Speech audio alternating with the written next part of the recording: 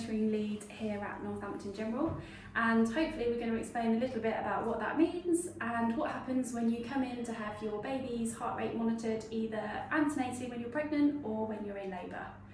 We have got a couple of very willing volunteers to help us out today. We've got the lovely Rania and one of our lovely student midwives, Basola, and all together hopefully we're going to demonstrate what's going to happen when you come in if you have any monitoring done.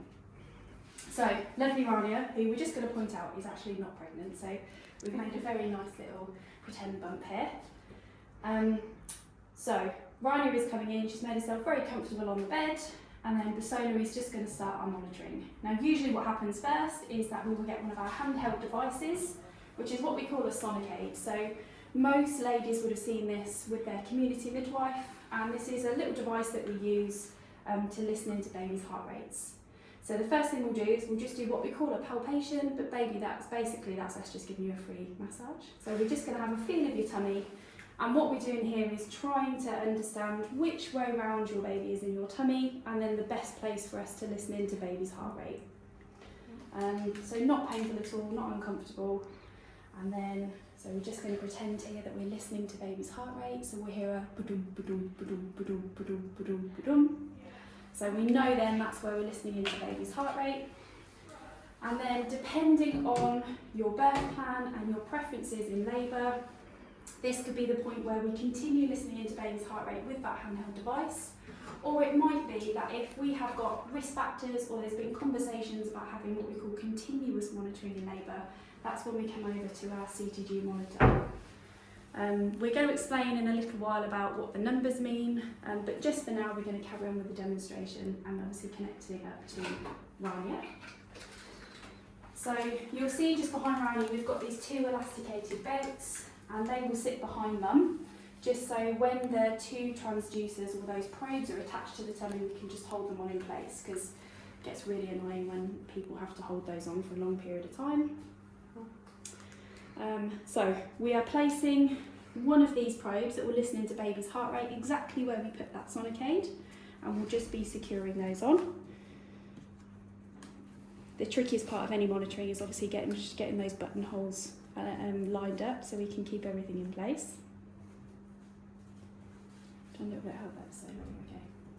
Yeah, okay.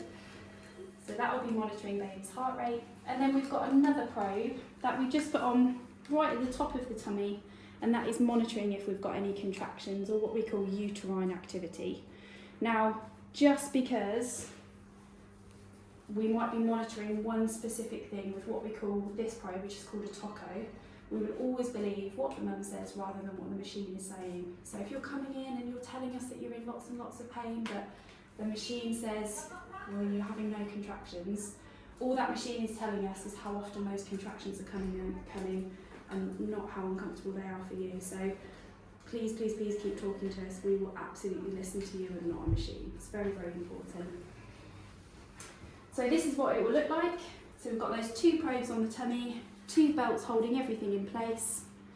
And then what we'll ask is for mum just to put a probe on her finger, and this just monitors the maternal heart rate or your heart rate, just to make sure we're definitely monitoring two different heart rates, so babies and mums. And then, so this is how the setup will be in labour.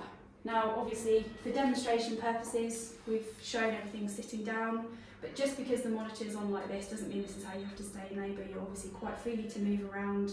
Beds can be moved, ladies can be on birthing balls, standing up, squatting, however they feel comfortable.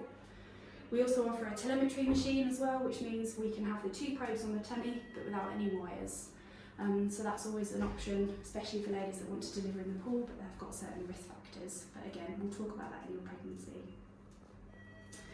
Now, if we come in when you're pregnant, so not in labour, another device that we'll ask you just to use for some monitoring purposes is what we call a fetal movements counter. Basically, every time you feel your baby move when you're on the monitor, you can just press the button and it will make a little note on the CTG. Now again, we don't believe a monitor over you. We'll always ask you as well, are you feeling your baby move? But it just gives us a little bit more information as potentially what we might be seeing on that monitor as to what's happening with baby's movements at the same time. So just to pay a little bit more attention to the actual monitor itself, just so you're a little bit aware of the numbers that we're looking at and what everything means when that monitoring is happening in the room. So if we just come over to the actual screen itself, so every single one of our labour rooms has one of these monitors in. Whether that means that it's necessarily going to be used obviously depends on your preferences and your birth plan. But if you are on a CTG monitor, just to bring your attention to what each of these means. So we've got this green number here, that is your baby's heart rate. Now, it will all depend on the numbers that we would expect to see depending on what's normal for your baby's heart rate, but usually it sits anywhere between about 110 and 160 beats per minute. So that will be constantly monitoring on there. Here we have in the pink number is if you've got any contractions, it's basically the higher the number, the more that pressure, so the stronger the contraction. And the maximum that this number can go up to is 100. We then come over to the finger probe that ladies will have attached to their finger, and that will tell us maternal or your oxygen saturations. So obviously we like those over 95%. And then we're coming over to maternal heart rate. So your heart rate, obviously we like anything below 100. And depending on what this shows, it might be that we need to what we call escalate. So other people might come in the room depending on what we're seeing. But with regards to monitoring what we're seeing on here, there will be what we call an hourly fresh eyes review. And that means that a different member of staff, so a different midwife, will come into the room with a midwife that's caring with you. They'll look at this monitoring for this printout over the previous hour, and then they'll look at individual aspects of this monitoring just to make sure everything's looking normal. Obviously, any concerns whatsoever, we'll be talking to you first, making sure you're aware of everything, and then we'll be asking the doctors just to come in and do that formal review if it's needed. So that's the whole point of this continuous monitoring, is making sure that we've got that review going all the time, ultimately to keep you and your baby safe. Hello everybody, we hope you found that information useful. I know it might be overwhelming, but we're all here to support you and your baby. And trust me, I know this information is overwhelming, but being a student midwife is overwhelming as well. But on a serious note, please ask us anything. We want you to feel safe and informed. Thank you.